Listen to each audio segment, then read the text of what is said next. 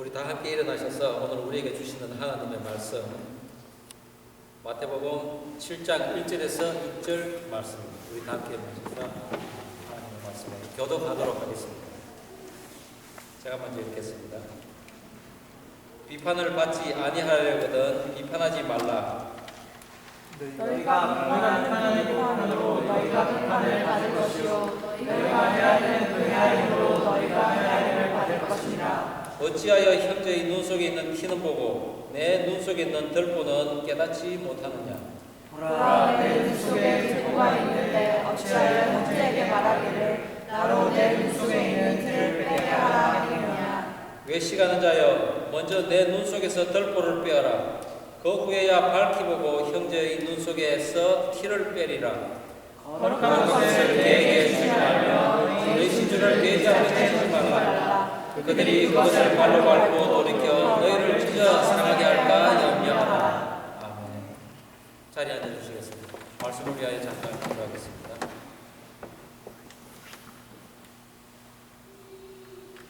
여호와께서 자기를 위하여 경건한 자를 택하신 줄 너희가 알지어다. 내가 부를 때에 여호와께서 들으시리로다. 하나님 아버지, 주님께서 택하신 영혼들이 이 자리에 모였습니다. 이 자리를 통해 선포되는 말씀에 아멘으로 화답하고 우리의 간구를 아랠 때 주님께서 들으실 줄 믿습니다. 우리의 상한 심령을 회복하게 하여 주시고 병든 육체 강하게 하시고 부족함 채워 주시옵소서. 특별히 말씀에 기름 부어 주셔서 우리 모두에게 깨닫는 은혜가 있게 하여 주시옵소서. 감사드리오며 예수님 이름으로 기도드립니다. 아멘. 여러분들의 대인 관계는 어떻습니까? 사람들과의 대화를 성공적으로 잘 하고 계십니까? 아니면 내 의도와는 다르게 표현을 하다가 또한 자신의 허물은 감춘 채 상대방을 무시하고 공격하는 말로 그 상대방과 서로 적이 되어 버린 그런 경험은 혹시 없으십니까? 적도 내 편으로 만드는 대화의 기술이라는 책이 있습니다. 경제신문 기자를 거치고 청와대의 스피치라이터, 곧 연설문 작성자인 이 저자 이기주라는 사람은 많은 현대인들이 대화를 잘 못함으로써 겪는 그런 어려움들을 그가 도움이 되면 좋겠다 하여서 이 책을 썼습니다. 저자는 특별히 상대방의 그 마음을 여는데 특별한 그 기교가 사실은 필요 없다고 합니다.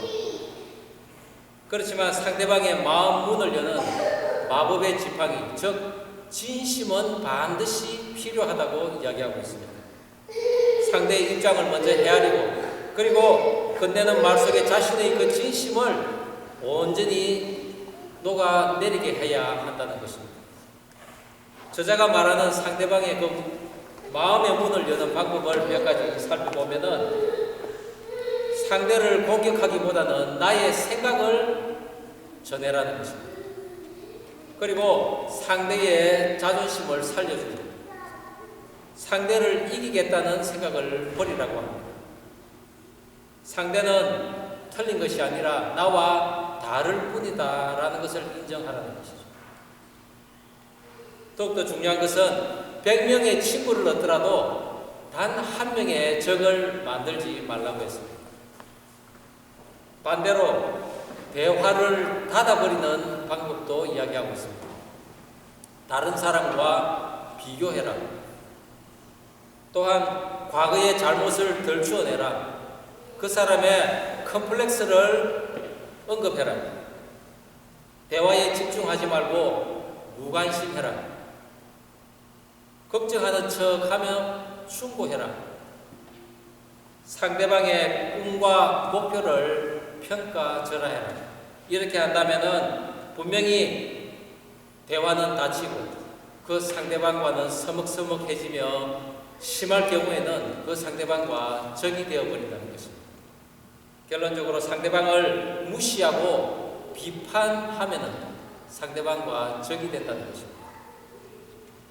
지난 세월을 돌아보니 저도 저걸 많이 만드는 것 같습니다. 오늘 본문인 이 마태복음 7장은 예수님의 산상수훈인 마지막 장입니다. 우리가 세상을 살아가면서 우리가 겪을 수 있는 많은 일들, 싸우고 보복하고 그리고 의심하고 간음하고 구제하고 사랑하고 그리고 외식하는 이런 많은 일들 가운데서도 예수님께서는 천국을 발견해라고 하며 이 산상수훈을 말씀하시는 것입니다.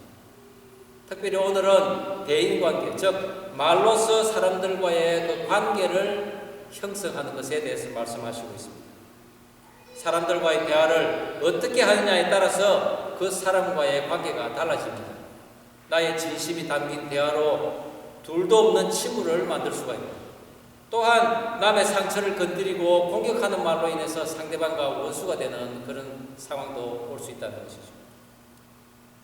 저와 여러분들이 그동안 얼마나 진실된 대화를 하고 살았는지 살펴보는 시간이 되었으면 좋겠습니다.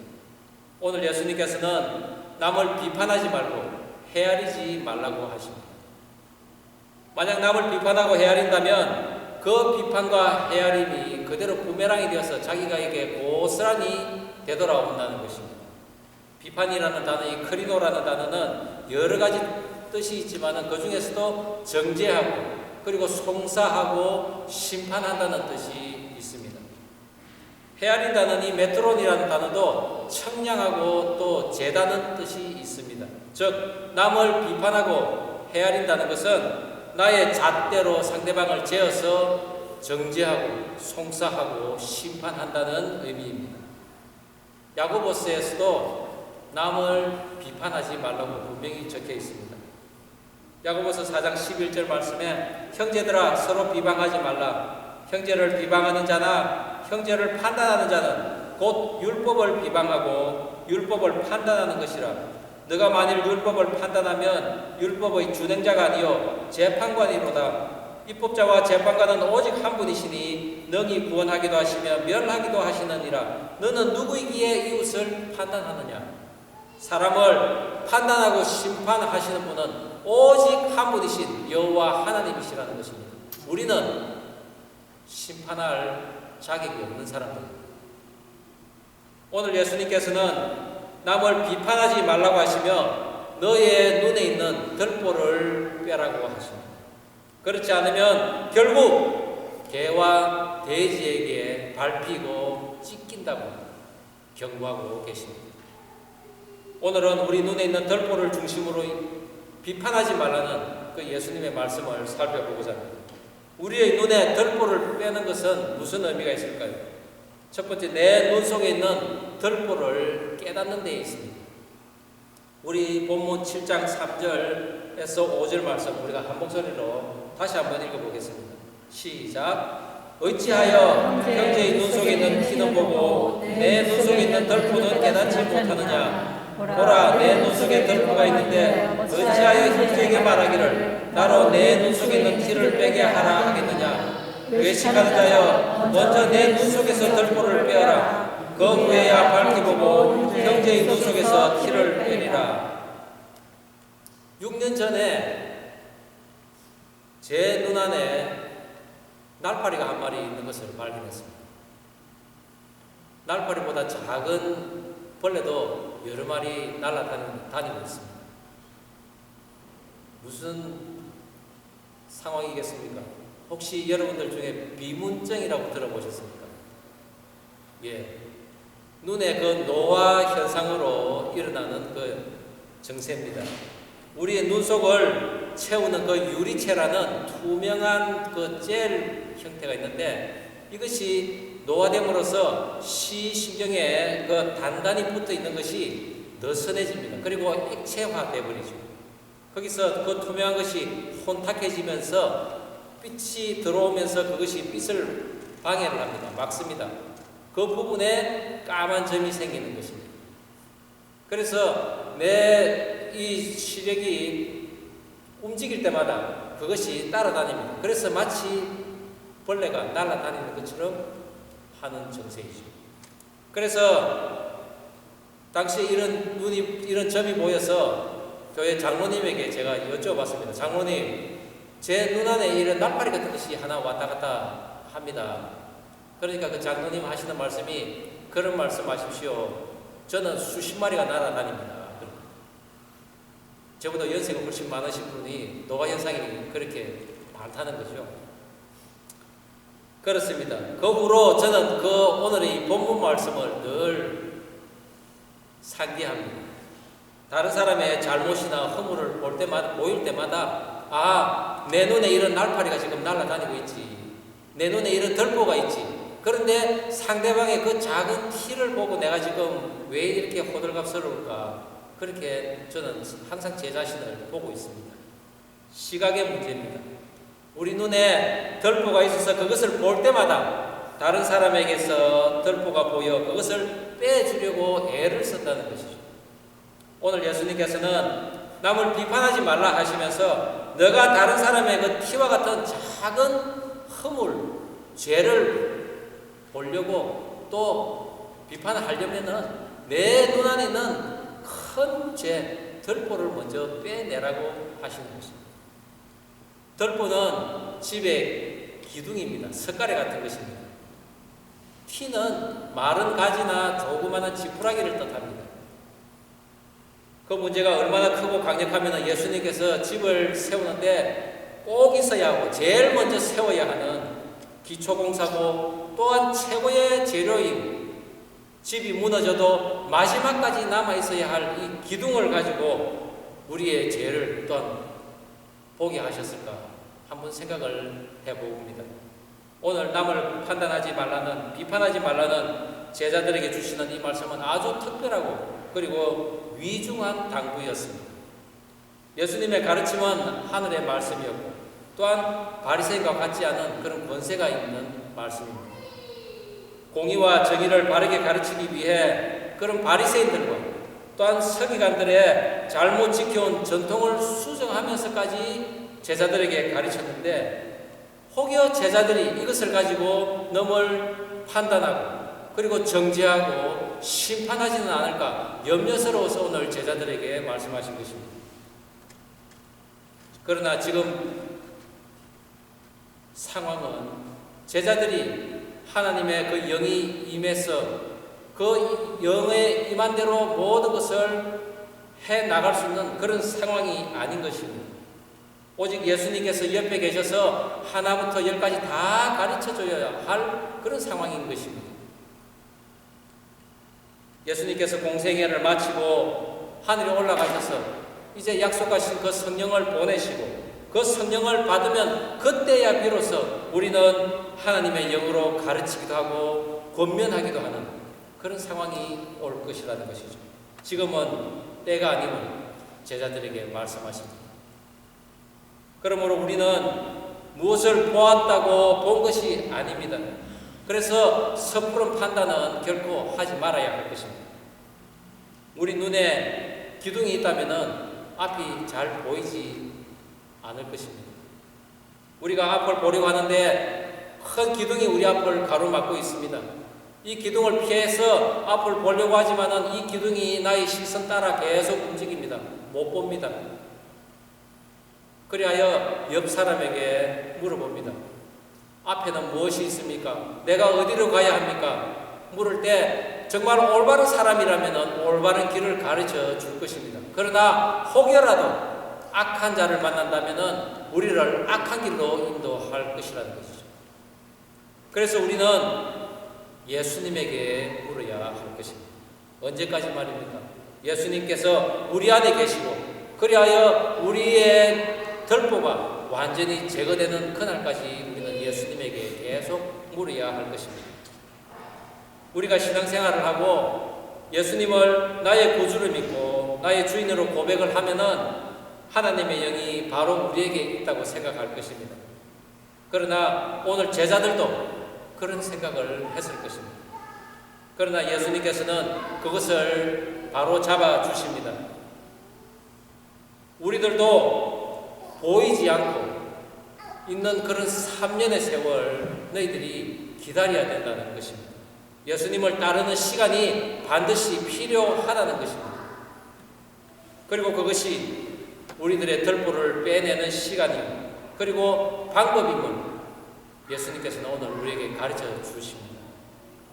사도 바울처럼 어느 날 갑자기 내 눈이 떠져서 예수님을 바라보면 좋겠지만은 의외로 많은 사람들이 우리에게는 왜 성령이 안 올까 이런 걱정을 많이 하는 사람이 있습니다. 왜 하나님은 내게 음성을 들려주지 않을까?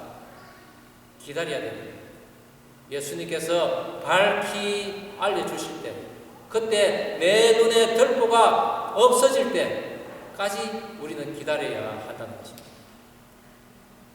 우리 눈 속에 덜보 때문에 잘 보이지 않음으로써 혹여 먼저 된 자들, 율법을 잘 아는 그런 바리새인과 서기관들의 말이나 가르침은 틀렸다고 시비를 하거나, 믿지 않는 자들에게는 왜 믿지 않느냐고 타박을 하고, 또한 믿음이 약한 자에게는 왜 나처럼 믿음이 강하지 않냐고 이렇게 남들을 비판해서는 안 될 것입니다. 만약 우리가 그런 비난 섞인 대화를 그들과 한다면은 우리의 친구들, 친척들, 부모, 형제들 나와 멀어질 수가 있습니다. 심지어는 같은 교회 안에 있는 교인들조차도 서로 등을 돌릴 수 있는 상황이라는 것이죠. 눈 속에 덜보를 깨닫지 못하고 살아가는 자들의 모습이 마태복음에 또 나와 있습니다. 마태복음 23장 24절에 맹인된 인도자여 하루살리는 걸러내고 낙타는 삼키는도다. 하루살이는 걸러내고 약대는 삼키는도다. 하루살이나 낙타 모두 부정한 동물입니다. 가정한 동물입니다. 눈에 있는 덜보를 빼지 않고 성전에서 일하는 이런 바리새인과 서기관들, 음료나 포도주에 빠진 하루살이를 걸러낼 때 흥금이나 채를 사용해서 따르고 그리고 그 포도주를 마십니다. 그런 그들이 약대는 그냥 삼킨다는 것입니다. 하루살이는 눈으로 볼 수 있는 날아다니는 중에 아주 작은 것입니다. 반면에 약대는 당시 이스라엘에서 눈으로 볼 수 있는 가장 큰 짐승입니다. 그들이 하나님의 율법을 지키는 거룩한 자처럼 음식에 들어간 아주 작은 하루살이는 부정하게 여기서 걸러내고 마시지만은 오히려 굽이 갈라지지 않은 부정한 낙타, 그런 엄청난 그 큰 것은 꿀꺽꿀꺽 삼키는 탐욕의 모습을 그들은 가지고 있는 것입니다. 오늘 예수님께서 하루살이는 걸러내고 약대를 삼킨다는 이 말씀은 아주 통쾌하고 즐거운 실책입니다. 하루살이는 당시 아람어로 갈마라는 단어입니다. 그러나 약대는 감나입니다. 일종의 언어 유희를 예수님께서는 하신 것입니다. 너희들이 갈마는 걸러내고 감나는 삼키는도다. 그러나 그들이 그리 할지라도 우리는 무엇이라도 정죄하거나 비판하지 말아야 합니다. 대체로 남의 흉을 보는 사람들, 그 흉 본 그대로 할 기회가 아주 흔해집니다. 왜냐하면 남의 흉을 보면서 그것이 내면에, 나의 내면에 그대로 쌓이고 굳어져 버리기 때문이죠. 남의 흉을 잘 보고 남의 죄를 잘 밝혀내는 사람, 자기가 그런 흉과 그런 죄가 반드시 자기에게 있다는 것을 명심해야 합니다. 커다란 덜보를 내 눈에서 빼낸다는 것, 세상에 이러한 일과 저러한 일들 우리가 묵묵히 보고 비판하지 않으면서 예수님을 따르며 그분의 행적을 직접 보고 느끼고 깨닫고 체험하는 것입니다. 이제 산상수훈을 마치면은 예수님께서는 공생애로 본격적인 공생애의 삶을 살게 됩니다. 그때 제자들은 아무 말 없이 그저 예수님의 행적을 따라다니며 지켜보아야 했습니다. 그리고 느껴야 했습니다. 예수님께서는 회당과 성전의 그 수종드는 자들과 같이 않음을 제자들은 체험했을 것입니다. 우리들도 그렇게 하기를 예수님께서는 오늘 바라십니다. 예수님과 함께하는 그 기간이 지남으로써 우리의 영적인 눈이 뜨이고 우리는 밝히 볼 수 있습니다.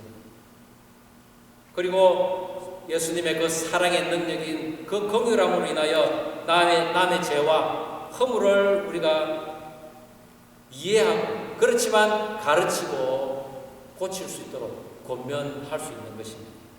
밝히 본다는 것, 내면을 보고 꿰뚫어 본다는 의미입니다. 상대방의 내면 깊숙이 들여다볼 수 있는 것입니다. 상대방의 허물이 내가 싸매 주어야 할 상처로 보입니다.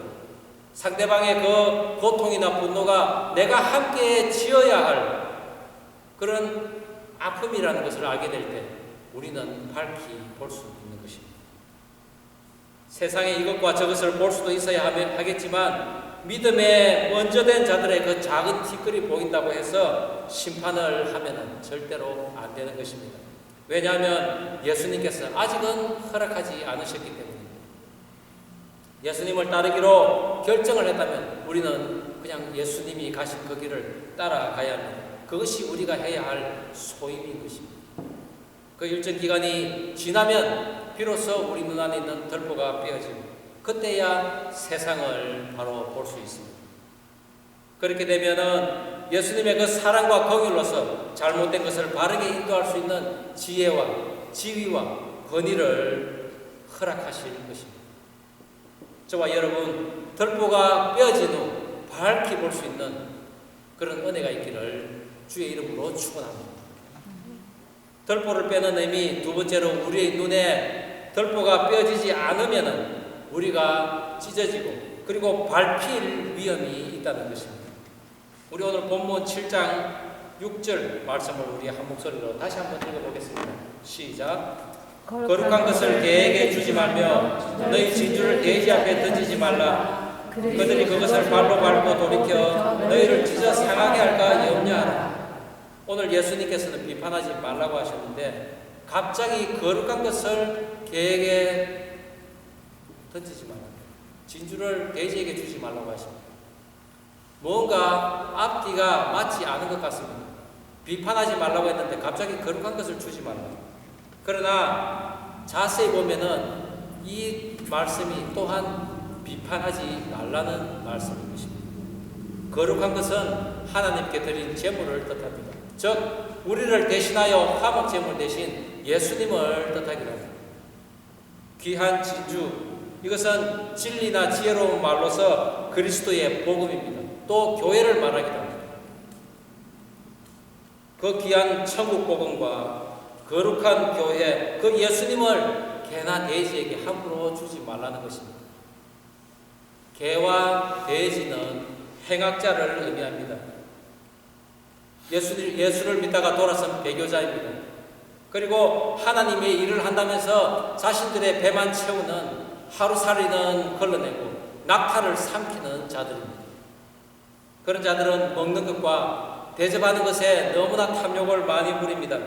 그리고 복음의 진리를 알지 못함으로 인하여 그것을 이용하여 그들의 육체나 채우면서 보하는 발로 밟고 찢고 하는 자들입니다. 먼저 하나님을 믿은 그 바리새인과 서기관들이 예수님을 그 진리와 또 진주로 여기지 않기에 제자들이 그들에게 섣불리 말하고 행동했다가는 너희들이 다친다는 것입니다.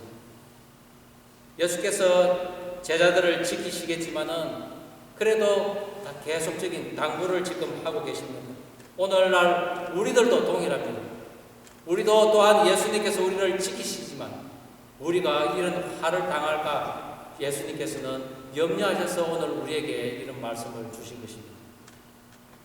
우리가 진주를 가지고 있다면 자랑하고 싶을 것입니다. 그리고 사랑하는 사람에게는 나누고 싶을 것입니다. 그러나 그것을 받아들일 준비가 되어 있지 않은 사람에게는 그 사람이 마음을 굳게 닫고 또한 적개심을 품고 공격적으로 우리에게 대한다면 우리는 그것을 전해서는 안 된다는 것입니다. 우리가 복음을 전할 때에도 우리의 잣대로서 상대방의 생각은 틀렸다고 하며 말씀을 들이댄다면 그것은 복음을 가지고 그들을 또한 비판하는 꼴이 됩니다. 상대방의 지식, 환경, 문화를 전혀 고려하지 않고 내 것만 옳다고 해서는 안 됩니다. 그 귀한 복음의 말씀으로 남을 비판하는 데 쓰지 말라는 것입니다. 천국 복음을 전하기 전에 나 자신이 그 말씀을 충분히 귀하게 여기고 배우고 깨달은 다음에 상대방의 마음이 그것을 받아들일 것이라고 판단될 때, 그때야 비로소 복음을, 예수를 전하라는 것입니다.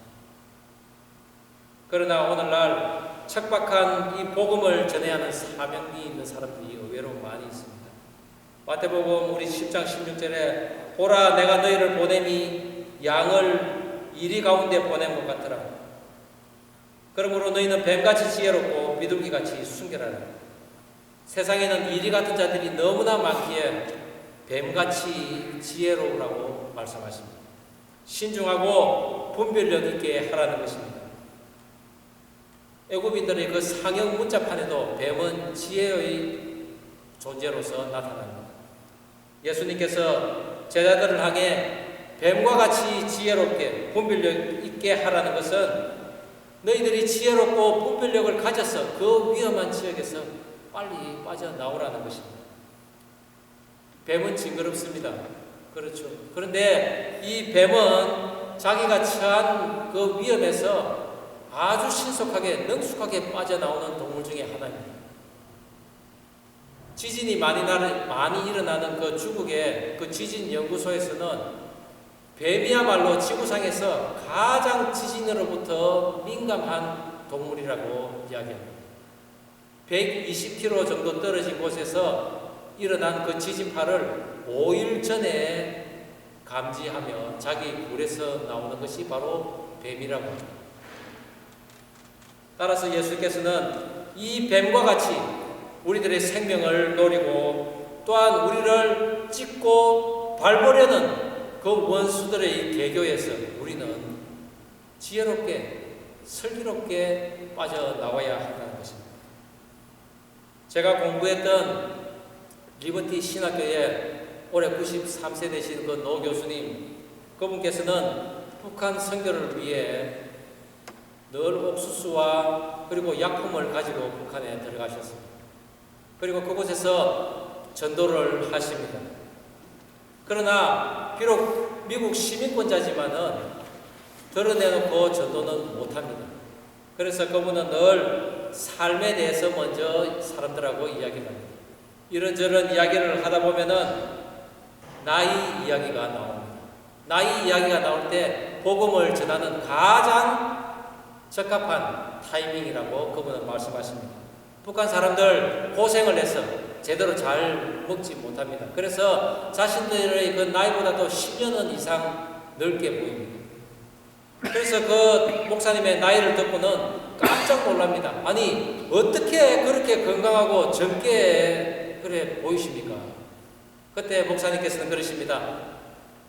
거기에는 비결이 하나 있습니다 라고 합니다. 무슨 비결이십니까? 한번 들어보시겠습니까? 예, 말씀해 주십시오. 그러면 그 목사님께서 준비한 복음의 그 전도 방법이 있습니다. 내가 13살 때, 그러면서 시작합니다. 그분이 13살 때 예수님 영접하고 지금까지 한 번도 예수를 떠나본 적이 없는 그런 삶을 사셨는데, 그 자신을 위해서 십자가를 지신 예수 그리스도를 말씀하실 때 많은 사람들이 눈물을 흘리며 그런 예수 있으면 나도 한번 믿어보겠다고 많은 사람들이 그래 했다. 앞서 예를 들은 적도 내 편으로 만드는 기술, 그 책에 보면은 특별한 두 가지의 화법이 나옵니다. 하나는 볼링 화법이고 하나는 탁구 화법입니다. 일방적으로 내 입장에서 보내기만 하는 그런 볼링공, 그 핀을 모조리 쓰러뜨리고 난 후에 자기 혼자 돌아오는 그 볼링공과 같은 화법을 한다면은 상대방에게 상처만 주고 결국은 적을 만드는 화법이라는 거죠. 그러나 이 탁구 화법, 활기찬 그런 질문과 생동감 있는 그런 대답이 오고 가는 탁구 화법은 생명을 일으키고 그 사람을 내하고 친구로 만드는 탁구 화법이라는 것이죠.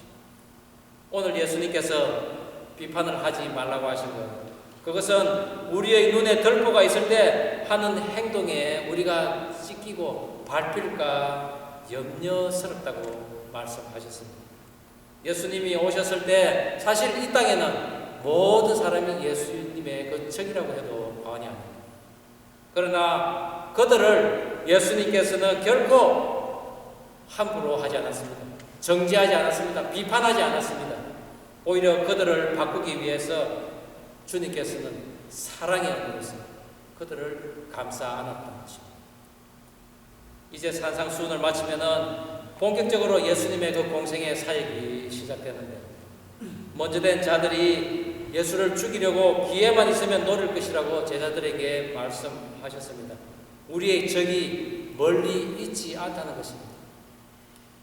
교회의 적, 교회 안에 있을 수 있습니다. 믿는 자의 적, 먼저 믿은 자가 될 수가 있습니다. 예수님의 말씀에 순종하면서 세상의 그 어떤 것도 비판하지 않고, 그리고 잠잠히 지혜롭게 기다리면서 어느 날 예수님께서 나의 눈에 들보를 빼어주시면 우리를 밝히 볼 수 있는 그날이 오기를 우리는 소원해야 할 것입니다. 저와 여러분, 예수께서 오셔서 우리의 들보를 빼어내시고 우리가 밝히 볼 수 있는 저와 여러분 되기를 주의 이름으로 축원합니다. 기도하시겠습니다. 하나님 아버지, 예수님께서는 개와 돼지에게 지킬 것을 아시면서 먼저 제자들을 염려하셨습니다. 우리의 먹고 마시는 것은 염려하지 말라고 하시면서 우리의 몸과 교회와 또한 예수님의 그 복음이 지키는 것은 염려하라고 우리에게 당부를 하십니다. 우리가 세상의 풍조를 보고 판단하지 않도록 하옵시고, 잠잠하여 주님의 길을 바라보고 그 길을 걸어갈 때 깨달음 받아 우리 눈에 들보가 빼지는 그런 은혜를 주시옵소서. 그리하여 정한 때가 되어 긍휼과 사랑으로 가르치며 권면하며 또한 징계도 할 수 있는 그런 바른 복음을 위해 고민하는 성도가 되게 하여 주시옵소서. 우리를 도와 주시옵소서. 불쌍히 여겨 주시옵소서. 예수 그리스도의 이름으로